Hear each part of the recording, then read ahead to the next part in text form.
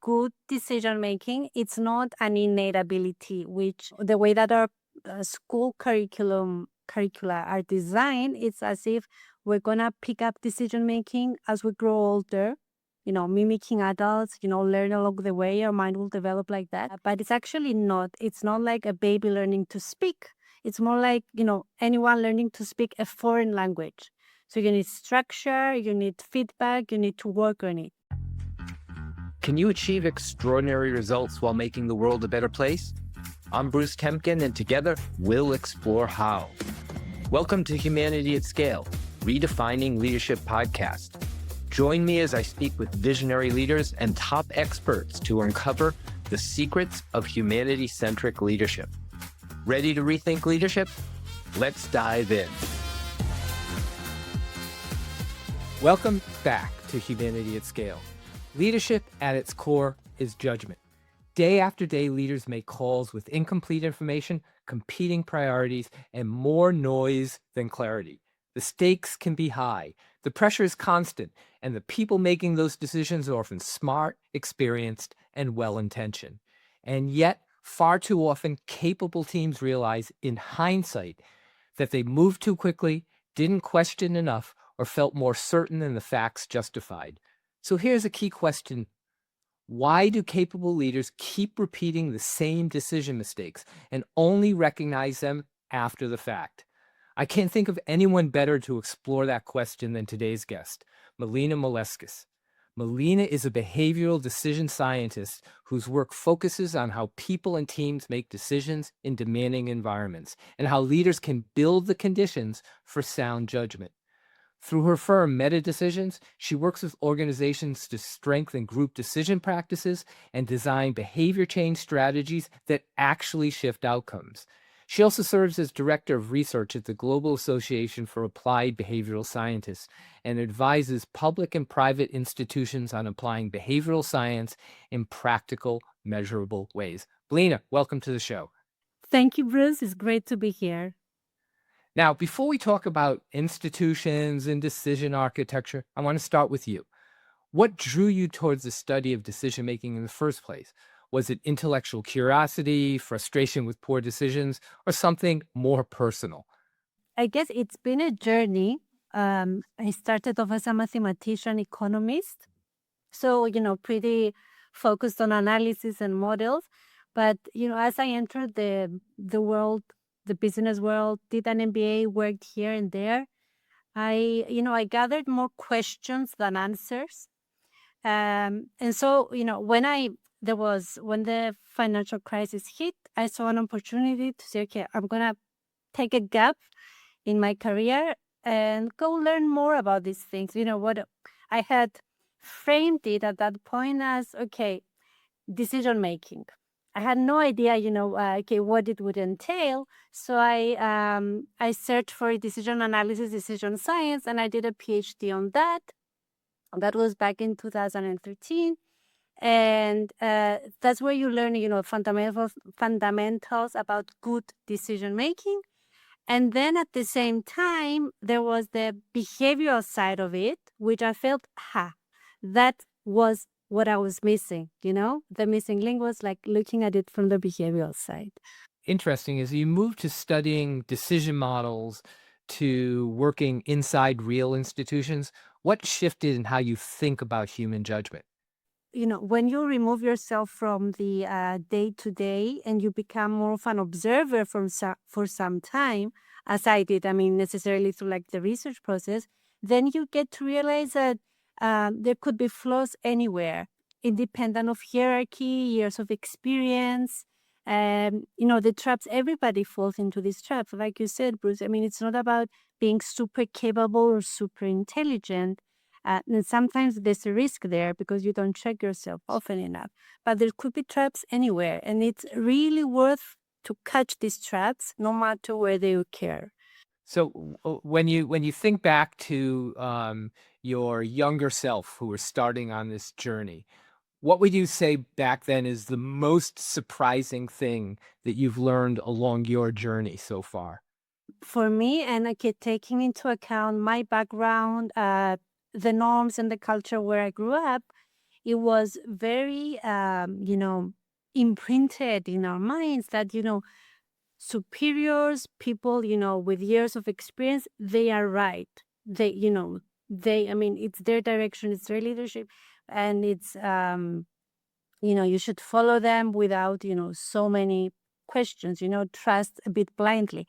And that shifted for me completely, in the sense that I have a newfound respect for leadership, in the sense that it shouldn't show confidence. It should show like confident humility, as we say. And it's when I see that trait in leaders, then I am, so this is like the ultimate, to be humbly confident in how you lead people. That's a good lead in to what I think is one of the really interesting themes in your research, right? The tension that experienced leaders feel confident, but that doesn't always lead to decision quality. In your workplace research and with client work, where do you most clearly see that gap between confidence and competence? Oh, that's a great question. Actually, we ran a study with the Global Association of Applied Behavioral Scientists. We ran it, very recently, and we asked people, how confident do you feel in your decision making? And 91% of them, they felt that they had above average decision making skills. 91%. So to be fair, that is completely statistically possible. First, because it was, it's a sample, and it's a small sample. And second, it was made of, middle to senior lead managers. So, they were right to, think that they may have better decision making skills than others. But at the same time, because we asked them about their actual practices at work, and we see, the way their self-perception, that they admitted that even for important decisions, they could not follow structured decision processes. They rely a lot on memory rather than data in certain instances. The meetings that they run, or the meetings that are, part of their team, are quite ineffective. And biases like, outcome bias, escalation of commitment, these are very often in their environment. So on the one hand, they feel confident. On the other hand, you see all these, traps that come either from themselves or the environment they find themselves in. And funnily enough, when we asked them, why do they still feel confident, it was because of experience. Years of experience. They've been doing this for years, which they tied to becoming really good at it, just because it was a matter of repetition. But of course, that's not the only prerequisite to become an expert in something. It's interesting. Why do you think that experience sometimes reinforces flawed thinking rather than sharpen the expertise? Right. One could say, well, if they draw on their expertise, on their experience, one of their experiences might be that they learn from data and they learn from other people. Right. Why aren't they drawing on that part of their experience to make better decisions? Yeah, so it's super viable, right? The question is, how much do you rely on it, and especially in fast environments where you need to, speed is so important. But the thing with experience and intuitive expertise, as we call it, to really have like that fast judgment. Besides doing this for years, you also need reliable feedback. And you need an environment that has some recurring patterns. So then the question becomes, for these leaders, does the environment give them these things? Is feedback, does feedback arrive to them, or is it obstructed, by group dynamics, office politics, lack of measurement, or, of measuring the wrong things? And again, about, the recurring patterns, is it that do situations, the same types of situations, arise often enough so that the mind can start detecting these irregularities. And we don't always have them. I have a great example from basketball that I usually throw. Because I love watching basketball, and sometimes you see this. Well, I got to interrupt. I love the lead-in. You have an example for basketball you love to throw. The metaphor is perfect. Yeah, it's about, when you're caught in the game and you see a player, making that incredible shot, and they may be, so far behind the line, they are under pressure from defense, and it still goes in. And, so depending on which team you're in, you may say, oh, that was lucky, or that was, good skill. But actually, elite athletes, basketball players, they are lucky in the sense that they get to practice, they get to have repeated exposure in environments that are pretty steady, right? Because of the physical properties, the court dimensions, the ball weighs the same. So, and they get immediate feedback. The ball either goes in or out. So once they practice enough, they reach that point where they develop this real expertise. And if you compare this to, the environments in the business world, which are not like that, I think that makes the gap more obvious. So it's interesting. You've talked about some biases and you've talked about some structure. So are leadership failures mostly cognitive or structural problems? So that's a great question. And that's exactly what my work does, how I enter this thing. So if you think about all the challenges that might go on in the workplace, you'll get lost. It's chaos, right? Because they're all over the place. Some are cognitive, some are structural. So they can some are interactive. So it can be pretty much anything. So how do you go about improving any of these? And the thing is that if we look at it as 3 layers, let's say, so first is the cognitive stuff and knowledge stuff, being able to use some good practices. Then there's a layer where me as Melina, I have to talk to Bruce. I have to interact with, I have to get information from him, or I have to, listen to what he's saying. So it's all these interactive skills that we also, need to be good at. And then there's the context and the environment and what you call all this structural stuff, which if I'm in an environment where I'm not given clearly the time to run a decision tool, let's say a Premortem or whatever, or the incentives, there are no incentives tied to doing any of this well, to do any part of the decision process well. The norms, how other people behave, how senior leaders behave. So if these are missing, and if anything is missing along these 3 layers, either cognitive, interaction, or context, then it's really hard. It's impossible to improve that part of decision making that you want to improve. Does that make sense? Yeah. So there are 3 layers, and if you were to go in and let's say I'm a leader in my leadership team, I say, okay, we're really strong decision makers. What would you look for as real evidence that we are strong decision makers or that we're not? Oh, great question. Sometimes I like to, one good test is if you take one of these strange, awkward tools that are evidence-based, they're great, and you introduce them. So say that it's a new tool for the team. It needs to be a new tool. So say something like a Premortem that we mentioned before. Okay, so it's a tool where basically it says that it's based on the science that if you imagine something has already happened and it's in the past, you're more likely to find things that can go wrong with it. So it's sort of, so you ask yourself, you put yourself like 1 year ahead and you ask, okay, I did this podcast with Bruce. It went horrible. Why? Why? What were the risk factors? What went wrong?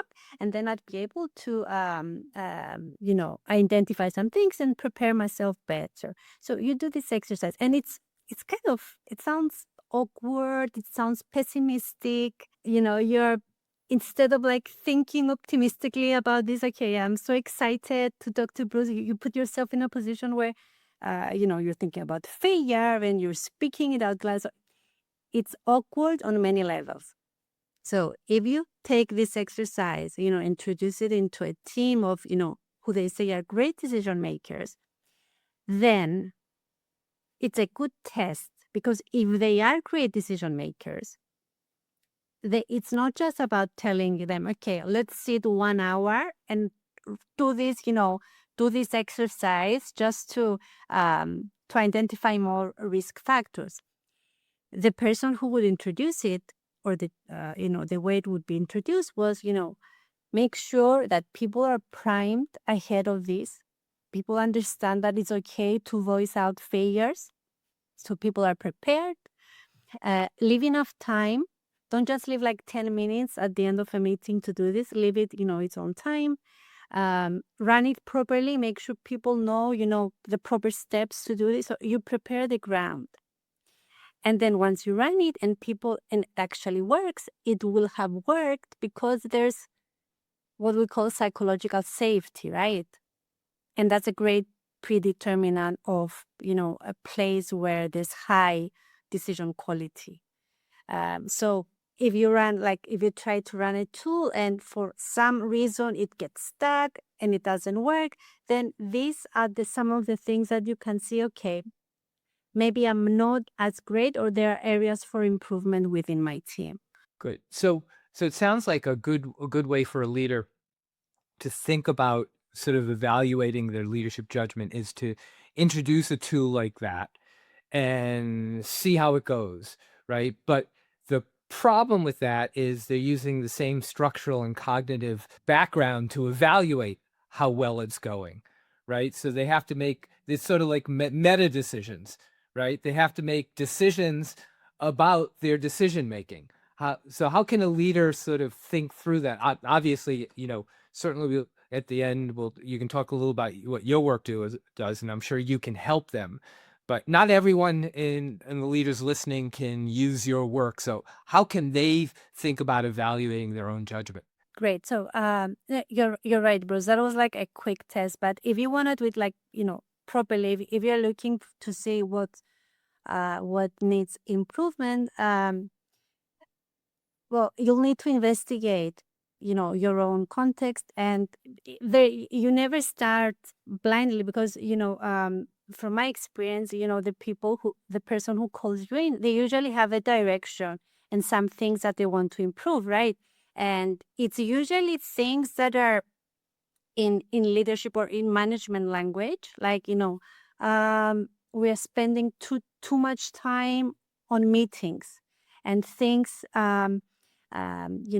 decisions are made, but no one follows through, or we keep discussing the same thing again and again, all these things. So it could be disguised as that, which is perfectly fine. But within that, there's many things to unpackage, right? So the reasons why such a great group decision tool as meetings is not running as effectively as it could be many different reasons. And so in that case, you can observe, as an independent person. Best to have like an outsider to observe and see, how typically meetings are run. Within the company, you can run a survey, get feedback on the meeting, perhaps anonymous at the first stage. If you think, there's people who want to speak up, you can have, some chats with people if there is, enough of a psychological safety. But basically, you need to ask, you need to get to the point of the problem. And the other thing is that it's what I said in the beginning. There's usually a point where you want to start, and it never means it will solve, everything, but you need to start from somewhere, and it's best to start from some of the things that you've already identified as a leader that you want to improve. And what happens is kind of magical. So as you improve something, then when you go on to the next decision challenge that you may be having, it might become even easier to improve it, because improving even just a little part creates a lot of positive momentum within the team. Great. I want to shift to a term I think you used, decision friction, that describes what happens inside of capable teams. When you say decision friction, what does it mean, and what does it look like when it's happening? It's a good question. So friction is when things get stuck, essentially, right? So some of the things that we mentioned about meetings. So if you need to discuss the same thing that you discussed last time in the meeting, and repeat things, that's some kind of friction. If decisions are made fast and people don't disagree, but then they talk outside, in the corridors, in the hallways, there's some disagreement there, but it never reaches, the decision maker. That's friction also. So it means something is preventing them of expressing, their super valuable different perspectives. So any kind of thing that prevents the information coming in and the decision process moving smoothly, we can call as decision friction. It's not at all an academic term. It's just, more everyday, but yeah. Great. And you oftentimes talk about traps that people get into to create friction: narrow framing, overconfidence, groupthink, stuff like that. Which ones are the most sort of prominent and drive friction for that senior team should really be on the lookout for? Groupthink, for sure, that you mentioned, it's a big one, and there's it's kind of also a little bit sticky to improve, in the sense that sometimes to overcome groupthink, you need to change very much the way that you're discussing, the way that you're running meetings. Perhaps prepare a tool in advance where you collect everyone's opinions with their names on, but you collect everyone's opinions without having them being influenced by anybody else, and then you go and discuss. But this is a big change from what teams usually do, where they get together in a meeting, and usually even the senior leader expresses their opinion and asks other people's opinions, or even invites everyone to speak there and then, with the risk of not being prepared, not wanting to express so strongly what they think in case other people disagree, or there's lots of things that can go wrong when we do it. We usually do it. So groupthink is major, and I'll mention other two. So because you also said narrow framing. Narrow framing is also what tends essentially narrow framing is when you try to solve a problem, when you try to make a decision without having taken the time to really think about what you're deciding, what you're not deciding. If you want to break it down by parts, and before you even figure that out, you start thinking of alternatives and options, which is what we do, right? We're all intuitive problem solvers. We'll just love thinking about the solutions. So if we don't spend some time in the beginning to frame the problem properly, we're not in a position later on to figure out better solutions. And another major one I would pick that we see very often is this focus on the outcome instead of the process. Many leadership teams basically evaluate decisions only by the results, and after the results are shown. And if they're good, if the outcome is good, then the process is not examined. And if the outcome is bad, blame is even personalized. But an important fundamental of how we make good decisions is that if you judge something by the outcome, then you become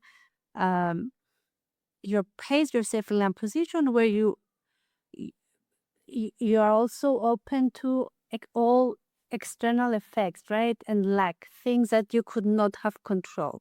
So it makes much better sense when we try to improve something or work on something to focus on our process. Yeah, I oftentimes push that. I know it's the same thing for like personal things and in professional workplaces, right? That process is repeatable. Outcomes aren't necessarily. We go to the sports analogy, right? When people are evaluating like a baseball player, right? They might evaluate the speed that their bat hits the ball, which is based on their process, not necessarily whether they get an out or a run. So they understand whether they have the long-term tools to succeed, right? Because there's some randomness when you hit the ball, whether it's in a big park, a small park, it goes on the ground, goes in the air. So it's what they do that's more important than what's the outcome is in terms of being able to project long-term success. And I think that's what you're saying about decision making as well.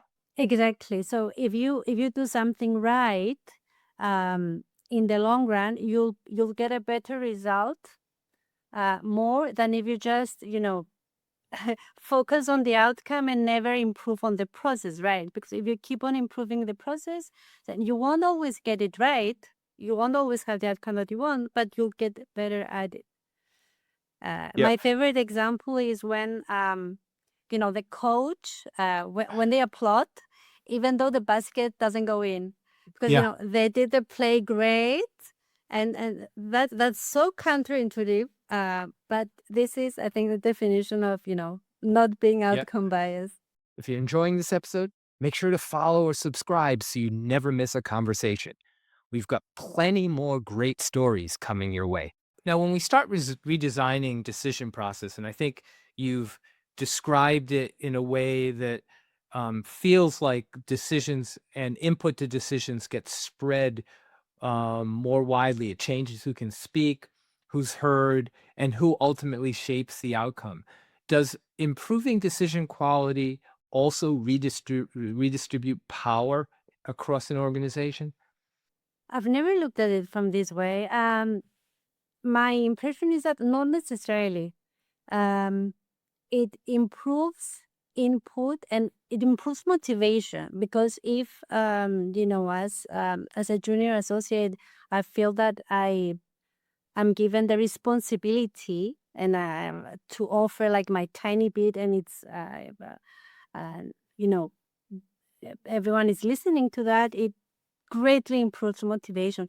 But I think, again, the decision-making power and the ultimate decision, it remains, as it was. Just that if you open all these channels and you improve the input that you get, we can imagine how much better the ultimate decision-making will be.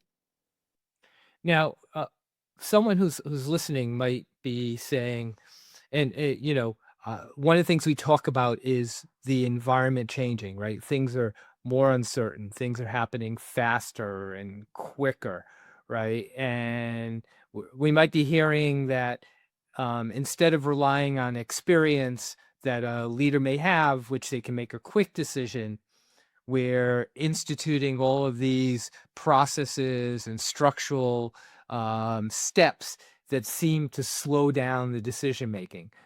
Is that the right way to look at it, or how do you think about decision making in a world of fast moving uncertainty? It's a good question. So, on the one hand, the fundamentals don't change, right? There's a good way to go about deciding something. There's an elaborate process. For me, the way I think of it, it has 8 steps, and it's not linear. It's like it's a long journey. But when you're in, there's no point going through that when you need to decide fast, right? In fast moving environments. But what you can still keep is key elements of that process that your team or your environment needs. If you can dedicate, for example, 5 minutes at the beginning of the meeting to frame the decision, 5 discipline minutes to just frame the decision properly, then the alternatives you'll get will be better. If you instead of an elaborate way to record the process, if you can have like short decision logs that people write, and that they, it outlines a little bit, the situation, criteria, outcome. Then you get something that you can revisit and, improve your calibration. So if you do small parts of this big decision process, if you embed small parts of it, then it might feel like you're slowing things down, but essentially you're improving the process along the way. So you're just giving yourself a bit more time at the moments where you need it. When the moment, we talk often about system 1 and system 2, right, Bruce? So there's a lot of benefit to slow down even for a few minutes, I'd say in fast-moving environments, you can, instead of needing to decide every time where do I slow down, the smart thing would be to embed as process or guidelines where people should slow down when they are in that moment, and not having to decide, okay, I should focus for 5-10 minutes now on framing the problem that I'm facing. So if you have this from before, the more proactive you are, the less you slow down on the things you don't need to, but you slow the cognitive part down, which is what matters for later on. So, whether it's, system 1, system 2, or conscious, subconscious type of thinking, it's interesting because I think when you're moving fast, sometimes the subconscious kicks into all the worrying about threat and risk aversion. So do you expect that in fast-moving organizations, those types of biases filter into the ways that the types of decisions that are being made? It's sort of like all of the faster you move, the more biases show up. Is that a fair way to think about it? So as time moves on and as the process is refined, and that's the key, right? If you keep calibrating and refining the process, then you gain more confidence in it, and not the false kind of confidence, or the right kind of confidence. So while yes, at first you can expect biases to be all over the place when you're moving fast, if you check on it and improve it, then you manage to mitigate a lot of this. We won't be able to eradicate all of them, maybe in an age that things are more automated, but improving is just through being able to register and come back and check on things. So it's sort of like you're building a decision muscle that operates sort of without much thought. You're making good decision processes not require a lot of cognitive activity over time because it's just sort of embedded in what you do. Yeah, that's the ideal. That's the goal. I mean, I don't know if you've heard of the Alliance for Decision Education, where they, it's a nonprofit that they're trying to input decision education into basically ages from 5 to 18. I don't know what's the proper term in the US, but if if we have the right way of dealing with, different kinds of decisions, even from an early age, you get a huge advantage later on. And the same as you're saying, in a workplace, once you start, building that muscle, even when you're lower in the ranks. So if you're offered the opportunity to build on your decision-making skills, then, the company basically earns the advantage of having a funnel of good decision makers that are going higher and higher. Cool. So there are two parts to that I want to examine with questions. The first one is, have you seen organizations that you've worked with or worked around that have focused on decision making and have radically changed sort of how they're doing and the way that they do their work? So the organizations that we're working with, we're taking small steps, and yes, we are seeing improvements. The challenge, what happens is that it's hard to measure, it's hard to measure these improvements over time. So it's more like anecdotal feedback, and that's a disadvantage, and that's something that I'm also working at, to get the commitment of the team once we go into it, so that we're able to measure it. But yes, anecdotally at least, we're seeing a lot of we're seeing progress. The way we approach is like, as I said before, like one issue at a time. So it builds over time. It's never a case, we'll be working here for 3 months and we leave and it will be a huge change. It doesn't happen like that, right? So it's behavioral change in different areas that takes place over time. And that's just how it is. That's a realistic way of having sustainable results. Well, and so the other thread of that I want to go into is interesting that you describe the decision making and process as almost a skill that you talked about can be embedded in kids and in junior associates, right? I'm sitting back here thinking, my goodness, organizations would be way better if they had people who collectively had good decision-making skills. Why is it that hasn't become a core that we train early on, right? It feels like it's way more important than many, many other things we try and train people on. I have the same question.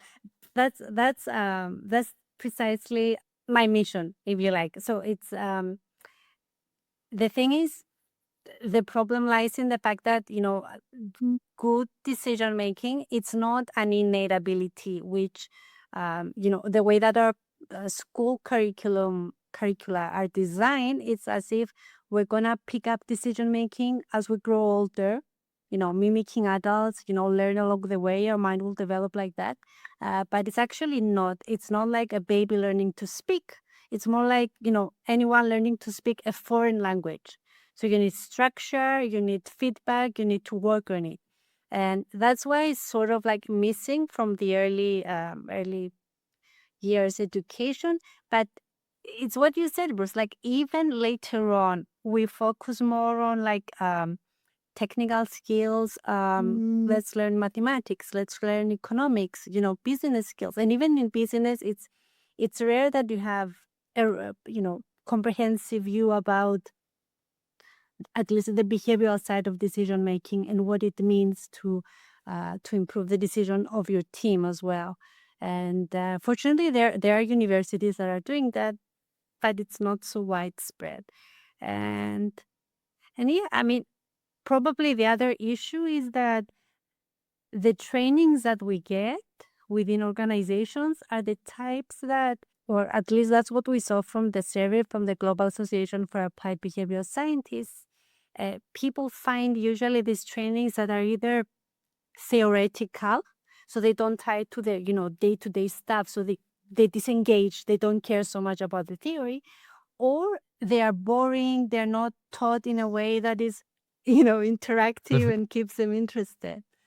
And a lot of people even go out and find decision-making classes themselves, which if however much you learn, then if you go and try to implement them in the team, it's not going to be as effective, right? As if the whole team is trained together. So there's a lot to rethink about the way, the trainings are offered as well.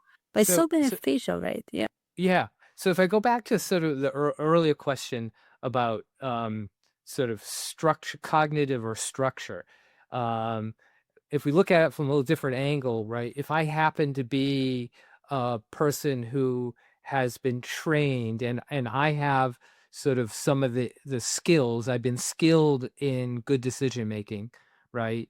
But I come into an organization where they do something else. Am I going to be able to use those skills, or am I going to be rejected like an organism that doesn't fit? Yeah, that's huge question, right? So it, I'd say it depends on the gap between the skills that you have like the good decision making skills and where the organization or that team is at the moment. And if it's far away, it's more likely to be rejected. And over time, even the person who's a great decision maker, might give in, deteriorate. So it's always, I don't see any other way apart from trying to bring in those different layers together.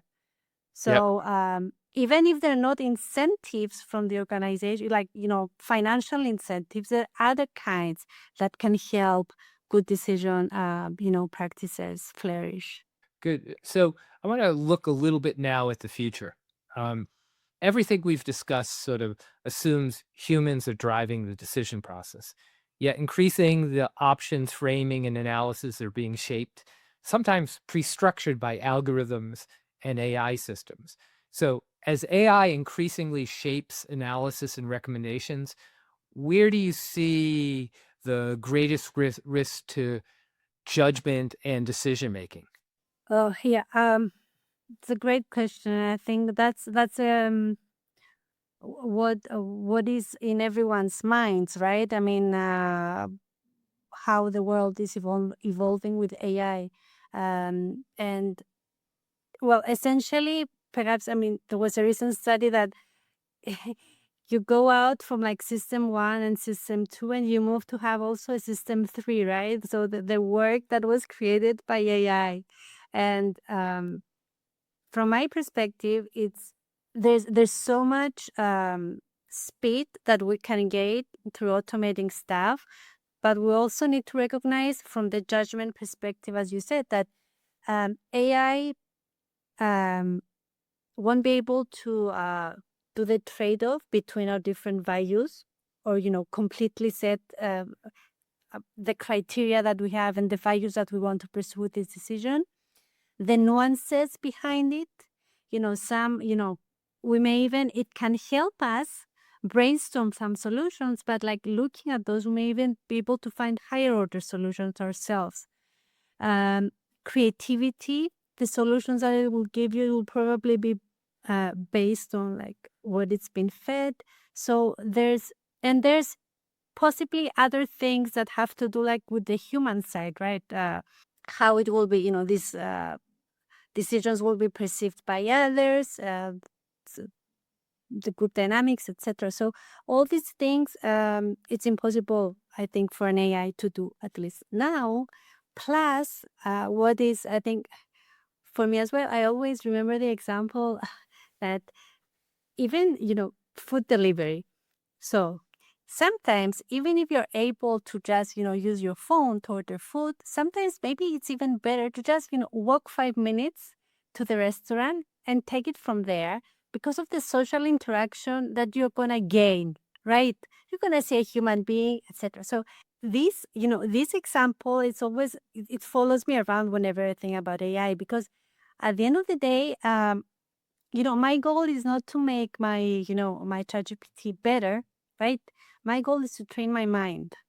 And if I continuously rely on it, then my value as a person, as an employee, as a consultant, will deteriorate over time.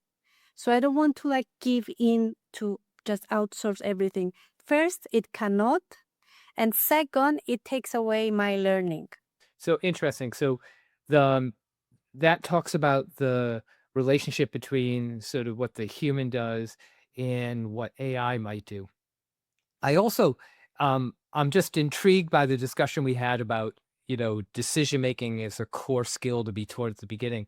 One of the things that I believe about AI is fundamental to what I've talked about and I write about, is that we have choices to be made about how technology, any type of technology, AI, evolves, right? A part of me wants to sort of jump on what you said and say, well, we might not have done yet a good enough job of skilling up our kids to make good decisions, but boy, we ought to use what we know about good decision making and train AI on how to make good decisions, right? Because I hear a lot of the practices you talk about feel to me like they could be trained into an AI so that we can at least ensure that AI is making better decisions. What do you think, thoughts about that? I think AI is a great tool to bring in the organization to help along with, the cognitive, to prompt you to do like on the spot premortem, or like inverted thinking, or any kind of like these exercises that help you think of a problem, or like even create some space for you, before you take action to rethink. So AI is great. AI can be a good facilitator. It can be programmed to follow the steps. Great.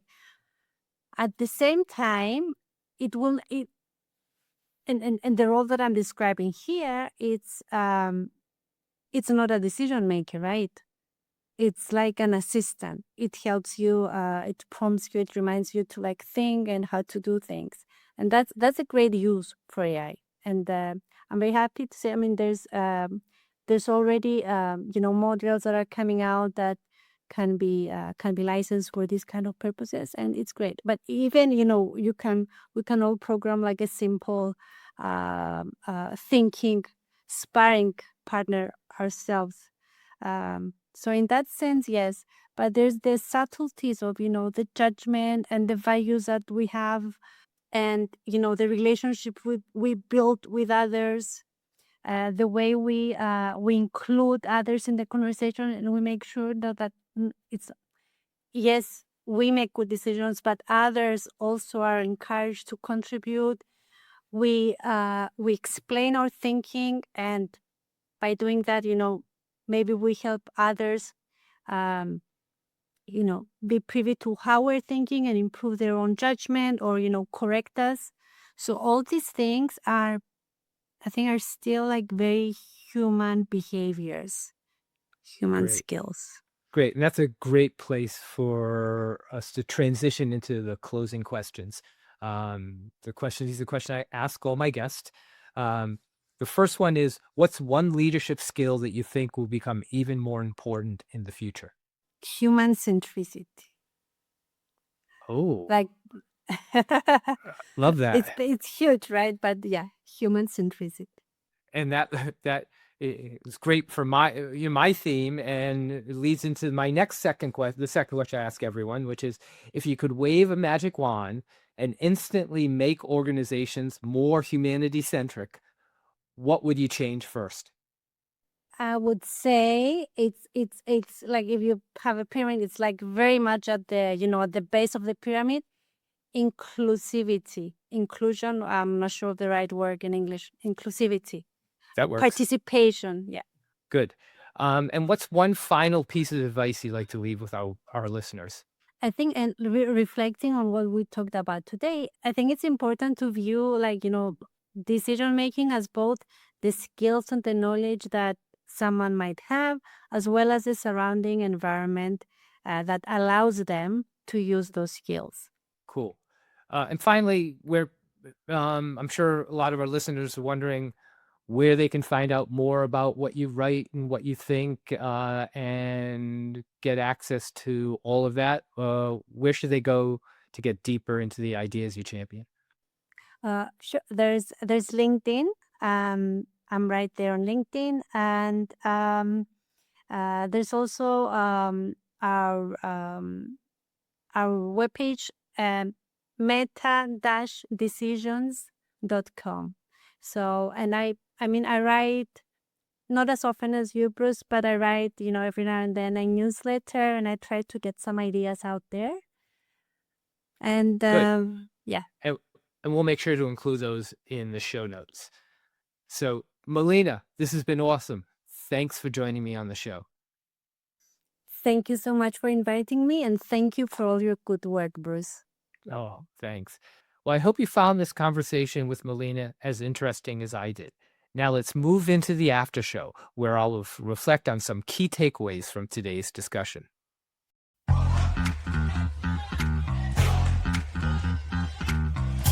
Welcome to the after show.